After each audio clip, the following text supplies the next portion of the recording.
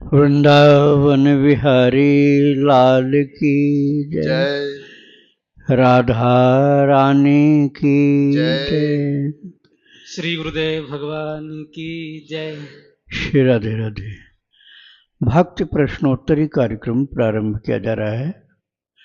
आइए हम भक्ति संबंधित प्रश्नों को श्रवण करें। श्री राधे राधे गुरु जी, आपके श्री चरणों में कोटि कोटि दंडवत प्रणाम। बीकानेर से पुष्पा जी हैं। इनका प्रश्न है, मेरे पूजा घर में रामानंद भगवान और गुरुदेव की छोटी तस्वीर है।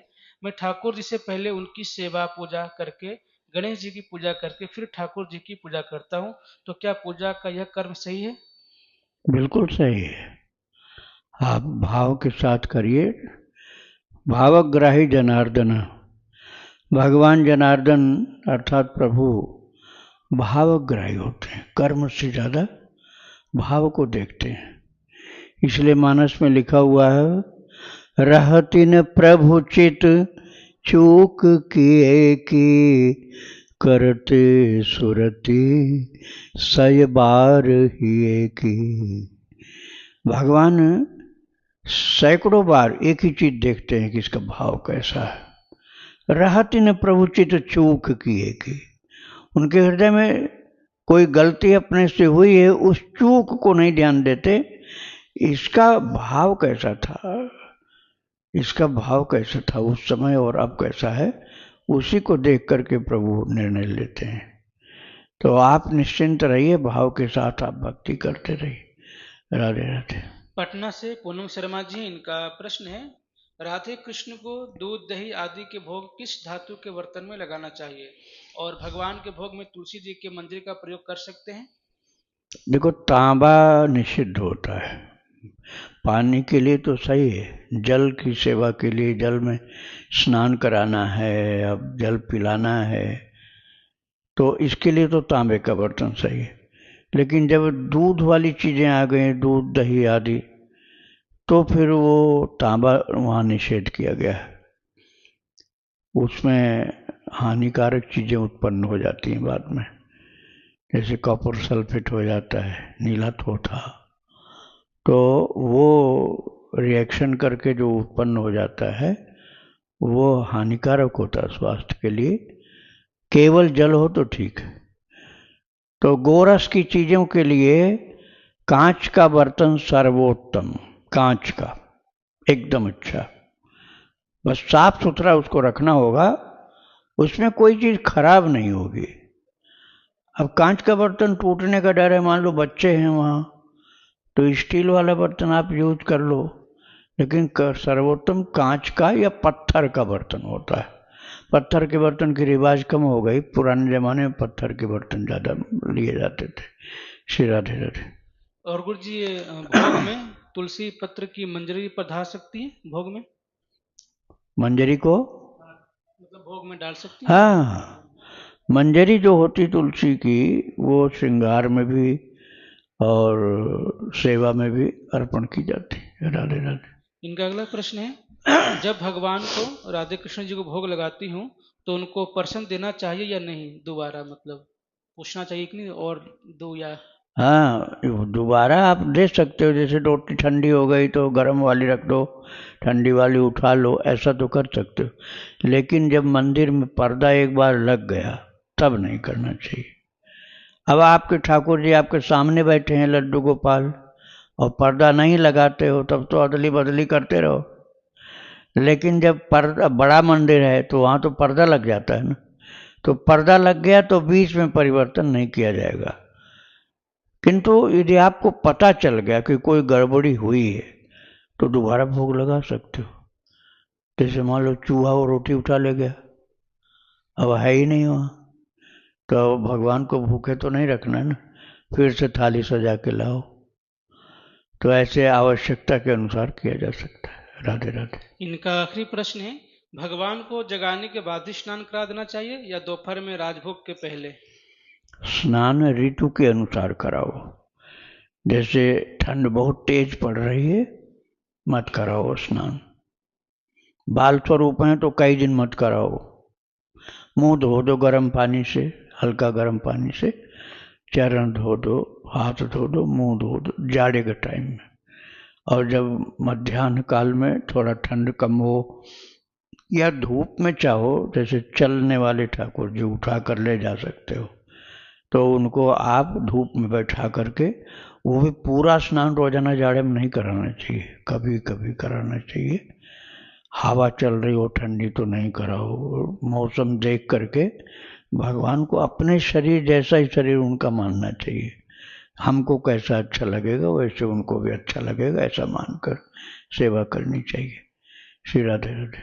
स्वीटी शर्मा जी कुरुक्षेत्र से, इनका प्रश्न है, गुरुदेव वृंदावन के अलावा जितने भी भारत में देवस्थल है, वहाँ पर जो ठाकुर जी के जो विग्रह होते हैं बिल्कुल इंसानों के जैसे लगते हैं, लेकिन वृंदावन में जितने भी ठाकुर हैं उनका स्वरूप बिल्कुल ही अलग होता है, उनका श्रृंगार भी बिल्कुल अलग ही होता है, ऐसा क्यों? बात यह है ना, यहाँ शास्त्र मर्यादा के अनुसार सब प्रारंभ किया जाता है, स्थापना सेवा आदि।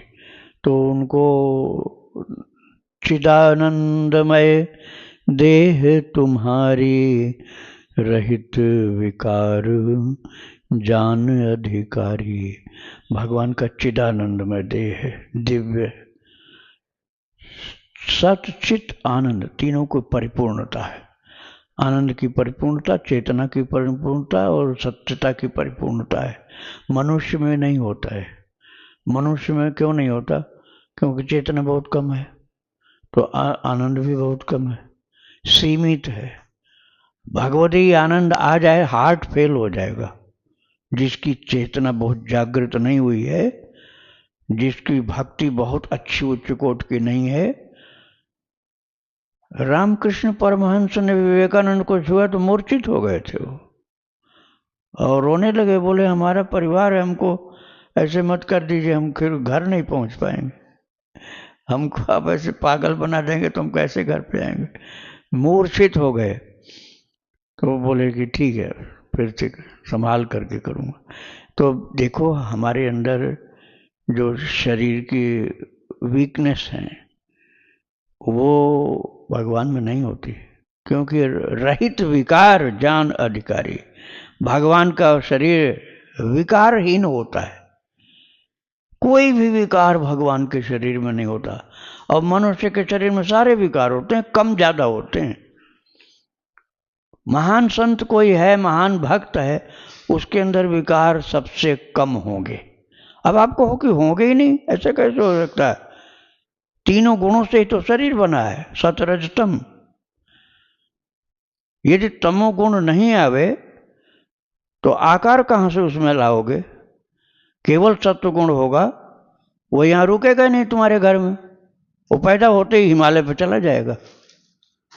यदि केवल सत्वगुण होंगे, और केवल रजोगुण होगा तो रात दिन पैसा कमाने में पागल बना रहेगा, तुमसे बात नहीं करेगा वो। और तमोगुण केवल होगा तो मारकाट करता रहेगा। तो ये तीनों को अलग अलग रेशियो में मिला करके शरीर बनता है। एक शरीर को आप चरण छूते हो और दूसरे के लिए होता है कि इसको किसी तरह से खत्म किया जाए। मनुष्य का ही शरीर हो गई। एक महाहिंसक है, एक महादयालु है, एक दयालुता की मूर्ति है, एक हिंसा की मूर्ति है। तीनों गुणों में बैलेंस खराब हुआ है। किसी में तमोगुण की प्रधानता, किसी में रजोगुण की, किसी में सत्वगुण की प्रधानता है, इसलिए ये अंतर दिखलाई पड़ता। लेकिन भगवान का शरीर सर्व दोषों से मुक्त, परम दिव्यताओं से भरपूर, तो हम उनके अंश ही तो हैं, हम वो तो नहीं है, हम भगवान तो नहीं, उनके अंश हैं। तो हम उनके लिए अपने भाव के अनुसार सेवा करें। और वो इतने सर्वज्ञ हैं, परिपूर्ण सर्वज्ञ हैं, कि उनको पता है इसके ऊपर कितनी कृपा करनी है। अब जो विश्व रूप दिखलाया अर्जुन को भगवान ने, वो कृपा हो जाए तो दुनिया ही खत्म हो जाएगी, कोई बचेगा ही नहीं, संभाल ही नहीं पाएगा। न तो माम शक्य से द्रष्टुम अनेनैव सो चक्षुषा दिव्यम ददामि ते चक्षु पश्यमे योगमैश्वरम।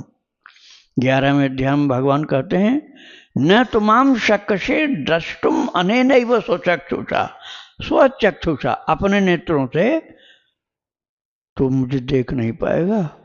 तो कैसे देखूंगा? प्रभु बोले दिव्यम ददामि ते चक्षु, मैं तुझे दिव्य चक्षु दूंगा तब देख पाएगा। और तब भी घबरा गए अर्जुन। वो दर्शन करते करते भी, दिव्य नेत्र होने पर भी बोले न च शक्नोमि व्यवस्थातुं भ्रमतीव च मे मनः, मैं घबरा रहा हूं, कांप रहा हूं। पहले जैसे हो जाओ प्रभु, ये देखा नहीं जा रहा। तो मनुष्य रूपेण भव विश्व मूर्ते तेनैव रूपेण चतुर्भुजेन मनुष्य रूप, जैसे आप मनुष्य के रूप में थे ऐसे हो जाओ। तो हमारी जैसी सीमा में आ जाते हैं प्रभु खेलने कूदने के लिए, तो सहज सरल मिल जाते हैं। और यदि कहीं वो अपने ऐश्वर्य के साथ आवे, किसी के बस का नहीं उनकी सेवा करना। श्री राधे राधे। गुरु जी क्षमा चाहूँ, थोड़ा सा वो किया, थोड़ा स्पष्टता नहीं पाई गुरु जी। उनका प्रश्न था ना गुरु जी कि जैसे बांकी बिहारी में से राधा वल्लभ जी हो गए या राधा दामोदर जी, तो इनका जो स्वरूप विग्रह का, और जो साउथ में जो होते हैं जैसे रंग जी, रंगनाथ जी, तिरुपति जी, उनका स्वरूप इतना भेद क्यों? जैसे साउथ में जितने विग्रह हैं वो बिल्कुल लगती से इंसानों का है जैसे हम लोग का होता है, और जो वृंदावन जो ठाकुर जी हैं तो उनका स्वरूप, उनके नेत्र मतलब बिल्कुल अलग दिखते, तो वो ऐसा क्यों डिफरेंस क्यों है इतना? ये भाव की प्रधानता है। नेत्रों के कितना गुणगान किया गया भगवान के नेत्रों का। अमी हलाहल मद भरे श्वेत श्याम रत्नार, जियत मरत झुक झुक परत, जही चितवत एक बार। अब इसीलिए भगवान के सुंदर नेत्र बनाए जाते। राधा रमण में देख लो लंबे लंबे नेत्र, बांके बिहारी में देख लो बड़े बड़े नेत्र, क्योंकि नेत्र अब उस रूप में था नहीं, तो श्रृंगार करके बड़ा दिखाया गया। श्रृंगार किया जाता है भगवान का।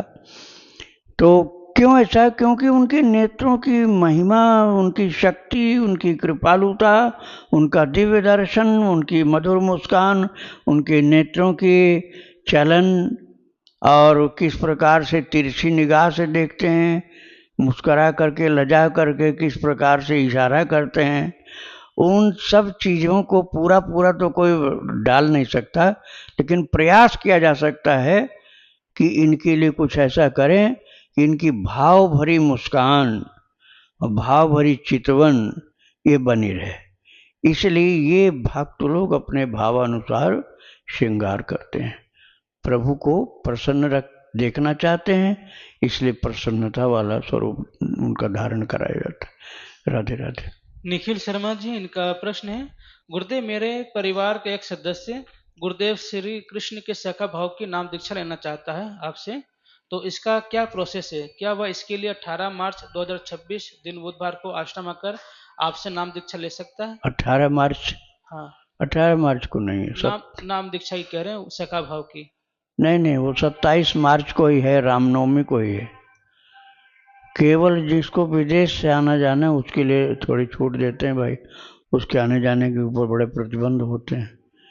लेकिन जो अपने भारतवर्ष में ही कहीं रह रहे हैं, वो तो जो त्यौहार हैं जैसे रामनवमी है, गुरु पूर्णिमा है, गीता जयंती है, रामानंद जयंती है, जन्माष्टमी है, राधाष्टमी है, ऐसे पर्वों पर ही दीक्षा दी जाती। श्री राधे राधे। प्रियंका जी, इनका प्रश्न है, एक हरिदास संप्रदाय से एक साधु जी से बातचीत में कहा कि उनके युगल सरकार के पास ऊनी वस्त्र नहीं है और उन्होंने मूल्य बताया 3500 रुपया लगेगा। हमने उससे अधिक रुपया उनको दिया, किसी को नहीं बताया, परंतु बाद में अन्य लोगों को बता दिया। अब वो जो हरिदास संप्रदाय के साधु जी थे वो प्रभु की सेवा के लिए, भोजन इत्यादि के लिए बार बार पैसे मांग रहे हैं, जिससे हमने मना कर दिया, जबकि तटीय स्थान में अन्य सेवा के लिए हम कुछ पैसे रखे हुए हैं। उनको मना करने से मन में कोई क्षोभ भी नहीं हुआ। क्या यह अपराध है? व अगर है तो इसका मार्जन कैसे होगा? मेरी अब उन संत में श्रद्धा नहीं हो पा रही है। श्रद्धा अपनी अच्छी बनाओ। आप दुनिया भर के लोगों की जांच क्यों करते हो? संतों की जांच नहीं करते हो, करने चाहिए। भगवान ने दिया है तो श्रद्धा रखो, अच्छी सेवा कर सकते हो। और नहीं सेवा की भावना तुम्हारी है तो बोल दो महाराज जी अभी हम नहीं कर पा रहे, हमारा मन इतना अच्छा नहीं हो पा रहा है, या हमारा जो बजट अलाउ नहीं कर पा रहा है, जो बात है साफ बताओ। उनके लिए खराब भावना मत करो। उनको पहचान पाओगे, भगवान को नहीं पहचान सकते। भगवान अज्ञानी के रूप में आ जाएं, तुम सर्वज्ञ मानोगे? फिर उनको पागल बन जाए, पागल को तुम सचेत मान पाओगे? ठाकुर जी अपने को दिखा दें जिस रूप में कोई नहीं जान सकता। परम सती असुराधिप नारी, तेबल ताहिन जीते पुरारी।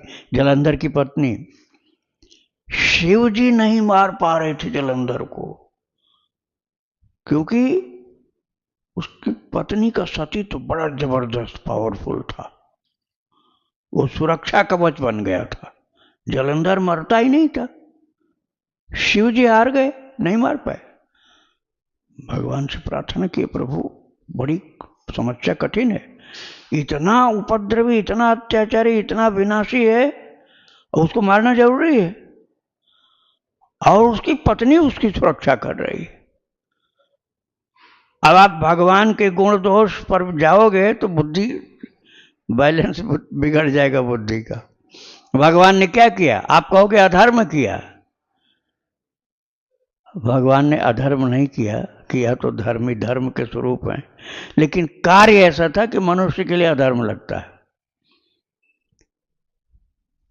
छल करिटार्युता सुव्रत, साफ लिखा हुआ है।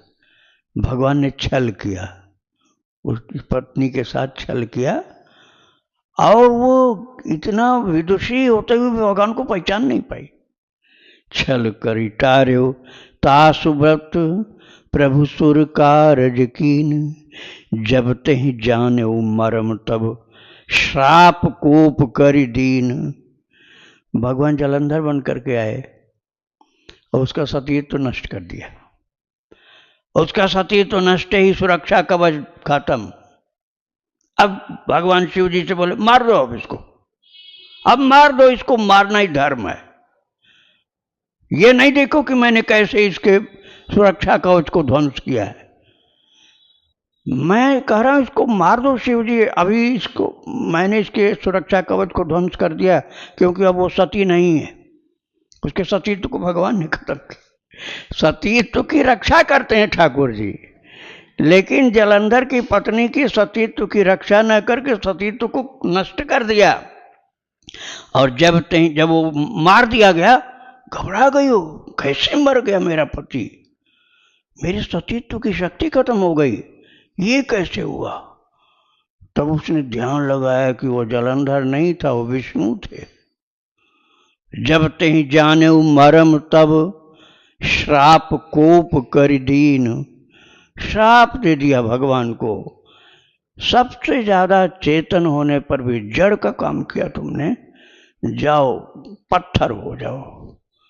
काला काम किया, काले पत्थर हो जाओ, शालिग्राम हो गए। अब उसको भगवान ने ज्ञान दे दिया।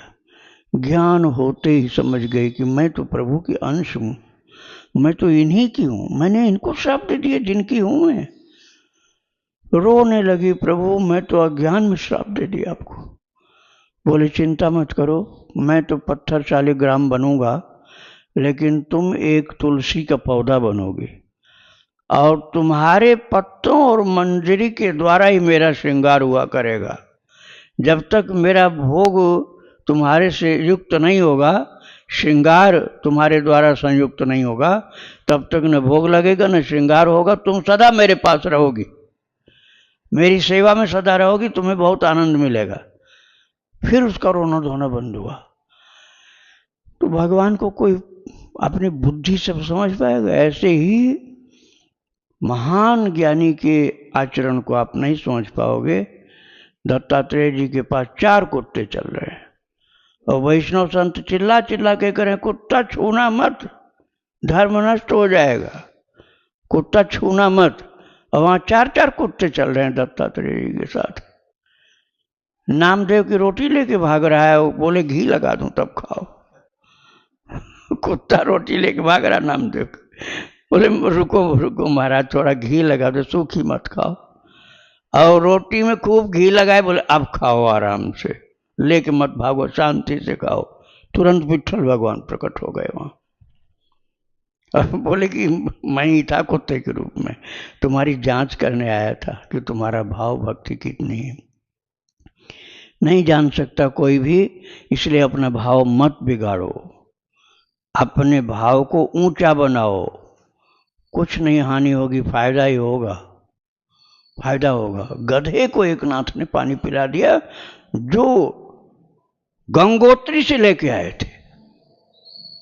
गंगोत्री से लेकर के कंधे पर एक नाथ संत लेकर जा रहे थे रामेश्वरम में चढ़ाने के लिए, और आधे से ज्यादा भारत पार कर गए थे। वो हिमालय से लेकर चले और महाराष्ट्र पार कर रहे थे, आधे से भी ज्यादा पार कर गए थे। और गधा छटपटा रहा था पानी के बिना, प्यासा, और कोई भी उसको पानी नहीं पिला। और भी कई लोग थे गंगा जल ले लेके आए, और उन्होंने पूरा अपना कलसी उठाई, और कलसी बस उसी के मुंह में पूरा का पूरा, बचाया नहीं थोड़ा सा भी कि ये शंकर जी को चढ़ाना, थोड़ा बचा लें, पूरा ही चढ़ा दिया। सब लोग बोले कि पागल हो क्या, इतनी मेहनत करके लाए हो, कितने महीने चले हो। और फिर हाथ जोड़े बैठे हैं, और सब लोग चले गए, हाथ जोड़े बैठे हैं। इसके बाद वो गधा अंतर्धान हो गया, शिव जी प्रकट हो गए। शिव जी प्रकट हो गए गधे की जगह पर महाराज, और दर्शन दे दिया। अपना भाव तो बनाओ, श्रद्धा तो अच्छी बनाओ, तुम्हें हर जगह ठाकुर जी दिखेंगे। लेकिन तुम श्रद्धा की जगह जांच करते चलते हो, हर जगह जांच करोगे, परीक्षा लोगे, तो श्रद्धा कौन से जीवन में बनाओगे अपने। राधे राधे। इनका आखिरी प्रश्न है, महाराज जी पिछले कुछ महीनों से घर में गाड़ियों से एक्सीडेंट हो रहे थे। पतिदेव को, पुत्र व पुत्री को भी बिहारी जी ने हमेशा ही रक्षा की। पतिदेव की कुंडली में ज्योतिष में बताया कि चंडी पाठ का बताया, परंतु हमको नाम कीर्तन में श्रद्धा है, कृपया कर मार्गदर्शन करें, ऐसे में क्या करें हम। क्या बताया ज्योतिष जी ने? चंडी पाठ दोष बताया कुंडली में। वैष्णव यदि आप हैं तो आप भगवान का नाम जप करो, इससे बढ़िया कुछ नहीं। चंडी पाठ उन लोगों के लिए ना जो शाक्त हैं, जो शक्ति के उपासक हैं, दुर्गा जी के भक्त हैं, काली माई के भक्त हैं, उनके लिए चंडी पाठ ठीक है। लेकिन आप राम जी के भक्त हो, कृष्ण के भक्त हो, वैष्णव हो, तो आपके लिए तो प्रभु का नाम जपना है। और आप चाहो तो नारायण कवच भी कर लो, या राम रक्षा स्तोत्र कर लो, सर्वोत्तम है प्रभु का नाम। श्री राधे राधे। मंगल जी हैं महाराष्ट्र से, इनका प्रश्न है, प्रभु पिताजी की कर्म ठीक है, परंतु अभी जो बेटा है जो पिता के साथ व्यवहार कर रहा है, फिर इस कर्म का भी फल ये बेटे को मिलेगा या उस मेरे भाई के बेटे को मिलेगा, किसको मतलब मिलेगा? जो पिताजी के साथ व्यवहार कर रहा है, तो उनका कर्म है पिताजी का या बेटे का, उसका अलग से कर्म तैयार होगा? कई जन्मों का लेन देन रहता है, और रूप बदल बदल के आते रहते हैं। दुश्मन भी बेटा बन के आता है, दोस्त भी बेटा बन के आता है, ऐसे पति पत्नी भी मित्र बन के भी आते हैं, और ऐसे आते हैं शादी होते ही मार डालते, खत्म कर देते हैं। तो क्या समझ में इतने पर भी नहीं आएगा कि दुश्मन था? वो दुश्मन नहीं था तो शादी करा के उसको खत्म क्यों किया मार के? 10 दुश्मन था पिछले जन्म का। तो ऐसे लेन देन बहुत सारा रहता है, और उसकी भरपाई करने के लिए और उसके जन्म होते रहते हैं। आप अपने कर्तव्य को शुद्ध रखो, ठाकुर जी से रिश्ता पक्का रखो, ठाकुर जी के पक्का रिश्ता रख के उनसे भक्ति में प्रेम का संबंध जोड़ो, वो रक्षा करेंगे। श्री राधे राधे। यशोदा जी हैं, इनका प्रश्न है जयपुर से, महाराज जी मेरा प्रश्न है कि मैंने आपसे और अन्य संतों से सुना है कि रात दिन नाम जब से ही राधा कृष्ण मिलते हैं। महाराज जी मैं विद्यार्थी हूँ, तो पढ़ते समय या टेस्ट पेपर देते समय नाम छूट जाता है, प्रभु का चिंतन नहीं रहता, तो हमें क्या करना चाहिए कि हमारा कोई भी समय नाम जप के बिना न जाए? हमारे लिए प्रभु मिलन पढ़ाई से जरूरी है। आप भक्त चरित्र सुनो, भक्तों का चरित्र सुनो, खूब सुनो भक्तों का चरित्र, फिर आपका मन भगवान की कृपालुता के स्वभाव में चला जाएगा। भगवान भक्तों के लिए जो परम कृपालु हैं, लीलाएं करते हैं, उनकी रखवाली करते हैं, उनकी सुरक्षा करते हैं, उनके साथ खेलते हैं, उनके मधुर स्वभाव में आपका मन चला जाएगा। उसी मधुरिमा युक्त जीवन में तुम अपनी पढ़ाई भी कर लो, कन्हैया को सामने बैठाओ, तो देख मैं पढ़ाई कर रहा हूँ, तो लाला मैं पढ़ाई कर रहा हूँ, जरा तू देख, तुझको अच्छा लगे तो खेल कूद भी करते रहना। तो भगवान को आप दृष्टा के रूप में बैठाओ और कहो तो देख मैं पढ़ाई कर रहा हूँ, अब मैं बीच बीच में मटक लिया करो, थोड़ा सा नैन चला लो, थोड़ा सा गर्दन जीभ निकाल लो, कृष्ण को दिखा लो, देख तू मुझे देखता रहे, मैं पढ़ाई भी कर रहा हूँ। अब कोई भी दूसरे से करोगे तो थप्पड़ मार देगा कि कैसा करता है, लेकिन भगवान के सामने करने में पूरे स्वतंत्र हो। भगवान के सामने तो आंख मटका लो और जीभ निकाल लो, गर्दन चला लो इधर उधर, अब कर देख तू भी ऐसे कर, मैं भी पढ़ाई कर रहा हूँ भी। तो ठाकुर जी को साथ में जोड़े रहो, पढ़ाई भी कर लो और उनकी भक्तों के चरित्र सुन करके उस छवि को हृदय में बसा लो। राधे राधे। प्रश्न गुरु जी, गुरुदेव मैं बड़े संकटों से घिरी हुई और जीवन में बिल्कुल अकेली पड़ गई हूँ। मुझे अपने का सहयोग नहीं है और सभी अपमानित करते हैं। गुरु जी मैं आपके द्वारा दिए गए विजय मंत्र का जप करती हूँ, पर मेरा मन मेरे प्रतिकूल है और हमेशा संदेह करवाता है कि मुझसे भूल हो गई है और ऐसा लगता है कि मंत्र मुझसे दूर हो गया। कृपया मेरी गलती को क्षमा करें और मुझे विजय मंत्र देने की कृपा करें। मैं आपके द्वारा दिए गए मंत्र के ही आश्रित हूँ और कोई भी सहारा नहीं, कृपया मार्गदर्शन करें। विजय मंत्र का पूरा नाम है श्री राम विजय मंत्र और मंत्र है श्री राम जय जय राम, श्री राम जय जय राम, श्री राम जय जय राम। ये है श्री राम विजय मंत्र, इसी को विजय मंत्र भी बोलते हैं। आप ये खूब जप करो और भक्तों का चरित्र खूब सुनो और रक्षसितीत विश्वास। नारद जी ने कहा है नारद पांचरात्र ग्रंथ में कि तुम ये पक्का विश्वास कर लो कि तुम प्रभु के यदि हो गए हो तो तुम्हारी रक्षा करने की जिम्मेदारी भगवान की हो गई। योगक्षेमम वहाम्यहम्, तुम्हारी रक्षा की जिम्मेदारी ठाकुर जी की हो गई।